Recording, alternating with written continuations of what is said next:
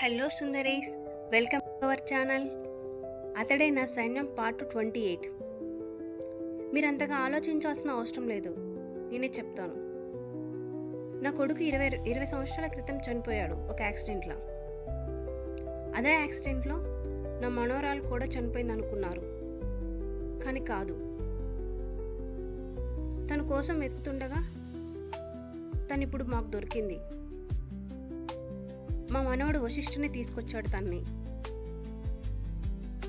తను 5 ఇయర్స్గా ఉన్నప్పుడు అనుకున్న మాటే, బావే నీ భర్త అని. అదే మాట ప్రకారం, అలాగే చనిపోయిన నా కోడలి కోరిక ప్రకారం నా మనవరాలిని, నా వారసురాలిని నా మనవడికి ఇచ్చి పెళ్లి చేయాలని అనుకుంటున్నా అని ఆవిడ చెప్పడం పూర్తి చేసి ప్రిన్సీ వశిష్ఠ కమ్మని పిలుస్తుంది ఇద్దరిని.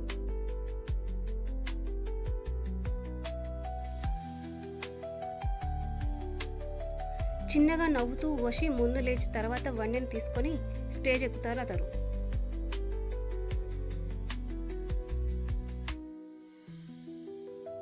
వారిద్దరి జంట బాగుందని కొందరు అనుకుంటే, వశిష్ఠ లాంటి తెలివైన వాడిని మిస్ చేసుకున్నందుకు ఇంకొందరు జెలస్గా ఫీల్ అవుతూ ఉంటారు.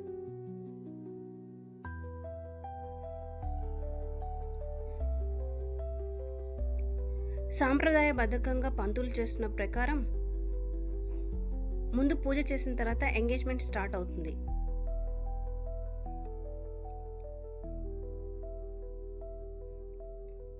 వశిష్ఠ పక్కన జానకి రాఘవ్ గారు ఉంటే, వన్య పక్కన ఊర్మిళ లక్ష్మణ్ గారు ఉంటారు. అలాగే తాంబూలాలు మార్చుకుంటారు.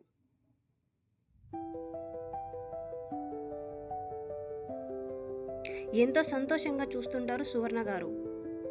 ఆవిడ సన్నగా కంటతడి ఆమె ఆనందానికి నిదర్శనంగా ఉంటాయి.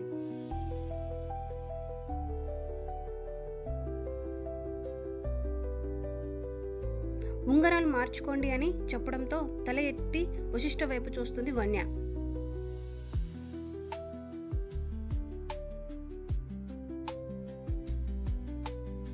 నువ్వు అని అతడు మెల్లిగా అయినా సీరియస్గా చెప్పడంతో తన మీద తనకే పుట్టిన విరక్తి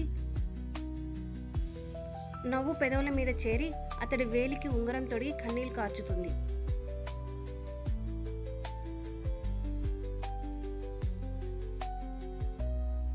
చూసేవాళ్ళు ఆమె సంతోషంగా నవ్వుతుందేమో అనుకుంటారు, కానీ ఆమె బాధ ఎవరికీ తెలియదు.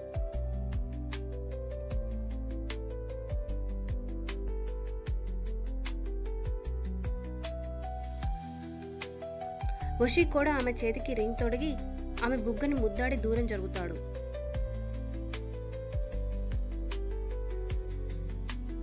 దండలు కూడా మార్చుకోవడానికి చూస్తుంటే ధర్మ చేసే అల్లరికి వశి నవ్వుతూ వన్యతో ఎంగేజ్మెంట్ చేసుకుంటాడు.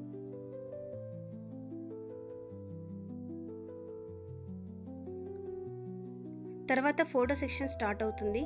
ఫ్యామిలీతో పాటు గెస్ట్లు కూడా వచ్చి ఫొటోస్ దిగుతుంటే వశిష్ఠ చెప్పినట్టుగానే వన్య నటిస్తూ ఉంటుంది నవ్వుని. ఫుడ్ సెక్షన్ కూడా స్టార్ట్ అవడంతో న్యూ కపుల్స్ని విష్ చేసి బ్లెస్ చేసి గిఫ్ట్లు ఇచ్చి తినడం కోసం అటుగా వెళ్తారు.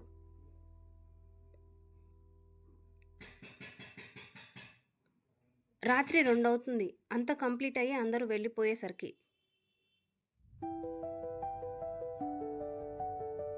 వశి మీరు కూడా తినడానికి రండి అని అహల్య పిలుస్తుంటే, వస్తానక్క నువ్వు వెళ్ళు అని చెప్పి వన్యని తీసుకుని ఇంట్లోకి వెళ్తాడు అతడు.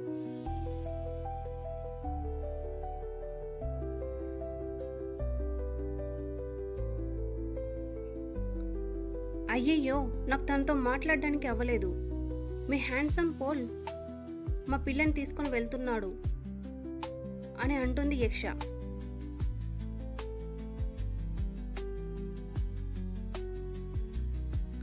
ఆల్రెడీ లేట్ అయిందిగా, ఈరోజు ఇక్కడే ఉండని చెప్పిన అశ్వ భరత్ వైపు చూడటంతో నేను వెళ్ళిపోతానని అతడు వెళ్తాడు.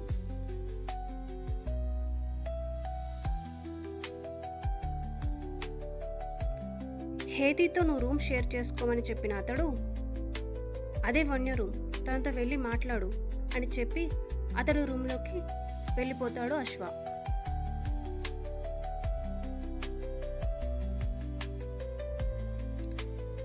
ఏం చేస్తుందో ఇది అని మెల్లిగా డోర్ తీసి లోపలికి తొంగి చూసిన ఆమె కళ్ళు పెద్దవవుతాయి.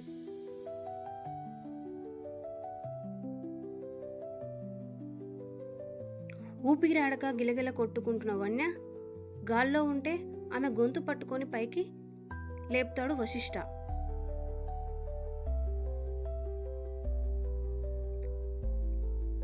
హే, ఏం చేస్తున్నావు నువ్వు అని అరుస్తూ పరుగున వెళ్ళిన యక్ష అతడి చెయ్యి మీద కొడుతూ వదలని అరుస్తుంది.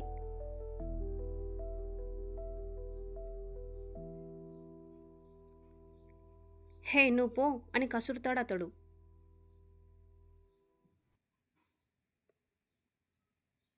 ఎక్కడికయ్యా పోయేది, ముందు తను వదలని తను కూడా అరవడంతో వన్య గొంతు మీద ఉన్న తన చేయిని తీస్తాడు వశిష్ఠ.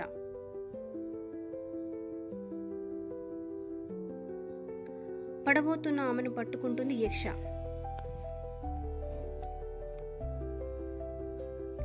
ప్రేమించి పెళ్లి చేసుకుంటున్నావేమో అనుకున్నాను, పగతో పెళ్లి చేసుకుంటున్నావా తనని అని అరుస్తుంది యక్ష.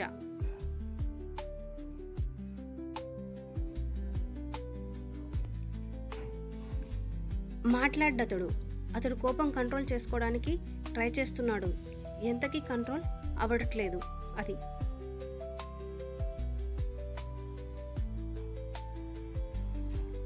Thanks for watching our video. Do like and comment and subscribe. Thank you.